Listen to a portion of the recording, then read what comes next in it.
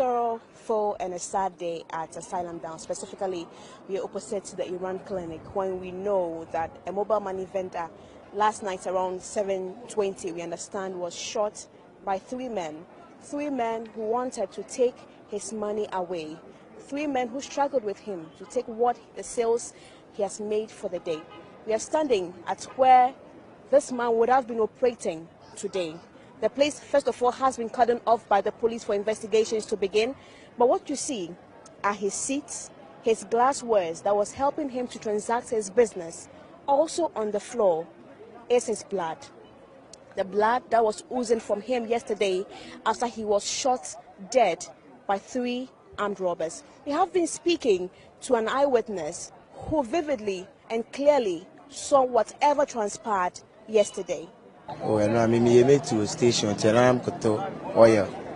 Until we do container on our boys in the dome crowd, two motors. Don't see another a pistol, that's in the container. So, and I could see two AK-47 by a shut down one side. It's one in the prepare, so I'm just 1.5. Domocono, I'm say blind can't see me. And I could say it into a bone quite too. And I was some ball. That you say man pie na come na ho the bush say ABA to mu gina home anyway by guy not too to no me hu na me hu omo ani ipa training na me hu omo nyina ani oh ba no too to no be tie be some a slim guy and you not drive motor no so they were nyini kakra why rasta around 7 to 8. Yeah. Oh. Motor no lance say.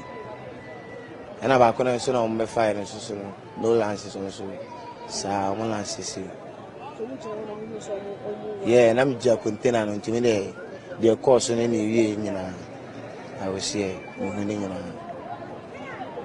So he has also been recounting what exactly he saw. He says he was trying to buy fuel yesterday for his car when he saw a motorbike. What's the motorbike? Say two and a bako. Two. Okay, so two motorbikes were packed with three people. Three people getting down, and they were struggling with a mobile money vendor. Also, it's almost 1.5. Yeah, 1.5. So they took 1.5 million from him, according to me. In fact, they even took the whole bag from the man. And when they were leaving, one person whispered something to the other, and then they went back to the mobile money vendor. That is when they shot him. First of all, they hit him with the gun and also shot him close to his chest. Now, he tells me that by what he saw, he witnessed, or he saw that they actually stood and waited for the gentleman. They wanted to be sure that the gentleman was dead before he left the scene. And so this is what an eyewitness has been recounting. It's the police, but will you assist the police with the investigation? Yeah. So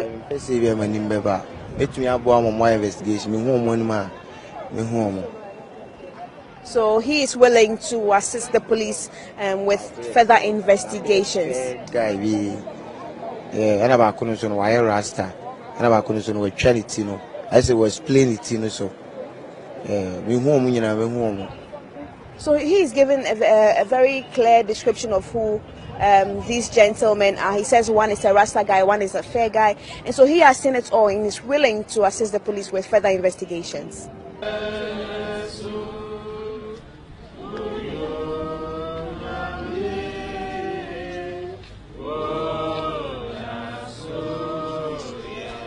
Family and friends have gathered here this morning to remember who the late Promise was.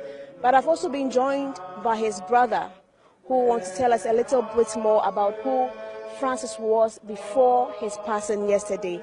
Thank you very much, sir.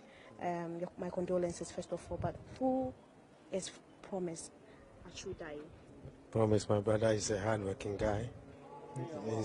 My brother is a hardworking guy. And he always like people. He always like people. He always like people when people come to him. And he's a good guy. Everybody like him around here. And I don't know. He's all right. When was the last time you saw him? I saw him on this Sunday. We didn't speak actually. I just waved at him, and then he just walked away. That's what we did. So the last time I saw him was this Sunday, and then yesterday I just closed from work. I dropped my boss on my way home, and I got a call that my brother has been shot. I said, "Wow, how?" They asked me to rush to the scene, so I came to the scene, and he has been taken to the hospital. So I joined a police car, a police patrol car, who was around. They were around by then. So we went to the hospital, and I saw my brother dead. And Tell me about his family. Did they have a wife? he have a wife. He have a wife, and then a small girl, about 4 months old baby. I have a 4 months old baby. Where are they now? They are in the north. Have you been able to break the news to them? No, we can't. It's a sad story. We don't know what will happen if we break the news, but we are trying. We are trying to talk to our elderly people, so that they can go about with that. So yeah, Tell me that's about what. how he started his business. He didn't get it easy. He has worked for all over.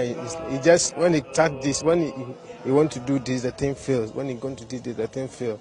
Oh, he has done a lot. Before he started this business, it was not easy. He was at the other side, and he was sacked to this side. So when he came there, he started doing well and other things. But along the line, it was about kicking. A 41-old guy now giving birth to firstborn. It's all because of he doesn't have doesn't have the money to do all these things. So he just take time, and then when things started moving and all these things happened. But when did he start the business? Oh, roughly, they say 5-6 years now. And how long have you been married to yourself? That was we went to, that was last year around March. So he's just been married for a year? Yeah, that's our March. We went to the girl's family, and then from there they came together. Have you heard from the police? What have they been telling you?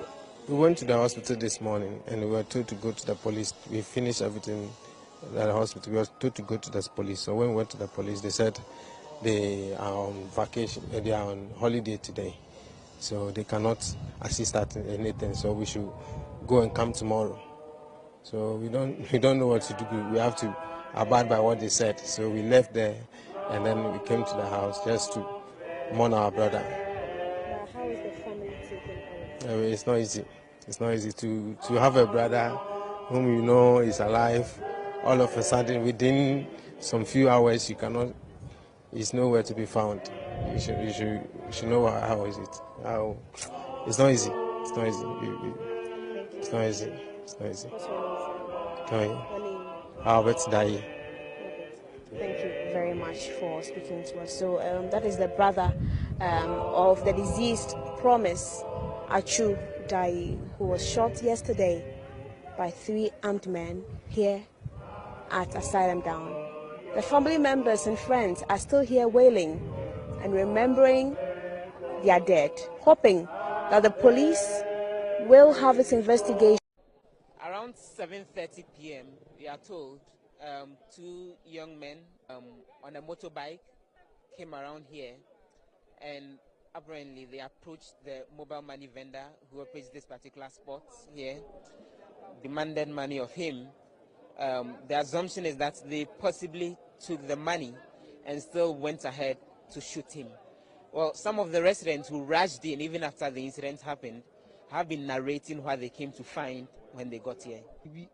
As a blast, me see they not me say obi dwane ehia me and I'm some din nipa na chi call building no and building no ho no. See me din na chi call am say by Michael I was thinking achu they shot him my car keys. I was thinking oh then let me go and see. It's me dwane ba down as me behwe me twem ba ya ono ana oda akonya nse akonya obi to tena akonya so a ase e pian nti be huruli ato akonya chi sa na oda o ana moja enunu As you can see right here on the ground, the blood has spilled all over in very, very thick manner, looking reddish, the indication being that he probably was shot at very close range, leading to him bleeding over a number of minutes until we are told a taxi driver got here, gathered courage, picked him up, and rushed him to the Ridge Hospital, where we are told he was pronounced dead upon arrival. We need to have a very safe country, a very safe environment to operate. I mean, you cannot be doing your business at this time of the day when there's a clinic here, and then you are shot at, and then, your life is terminated in this way. It's very sad, and I'm really, really, really sad. The mobile money vendor is someone that a lot of the residents here know very well. Some of them have been narrating incidents of how they've come around here to transact business with him. A very fine gentleman. I was told the man who lives opposite our house. And that means that's a man I know. And the man just gave birth less than 6 months ago. What's his name again? Achu. All we know, we call him Achu. I'm not sure the wife and then the child, neither the mother, have heard it. But the mother is insisting want to hear from the son. A very sad story. For the residents here, the major complaint is that there's been a number of such robbery cases around here, and they attribute this to two main things: the absence of police patrol operations here, and also the darkened nature of the area. There is absolutely no street light in the enclave, and the place is usually dark in the night, and they think that is what is encouraging a lot of these criminal activities. Exactly. I've complained several cases to the assemblyman. Even I met him just last week in electricity. We are all buying credit. And I told him, like, look, Abo, what is going on in the area is very bad. Look, my wife came from church. They attack him at the rundown over there. You see? Nobody cares. As if we don't pay our tax. Look, they should give us our street light. They should give us our street light. We don't need anything. They should give us our street light. When the street light is over there, there's nobody who can do it. The police have been here as they begin investigations into what exactly happened.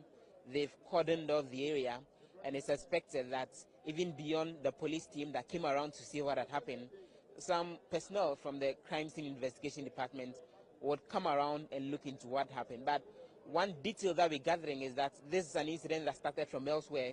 About 2 streets away, the persons involved in this reportedly went into a forex bureau, attempted undertaking a robbery operation there. They were stopped by the operators of the forex bureau, and looks like when they moved on from there, then they got here to come and undertake this operation and ended up shooting the young man who has been identified just as Achu.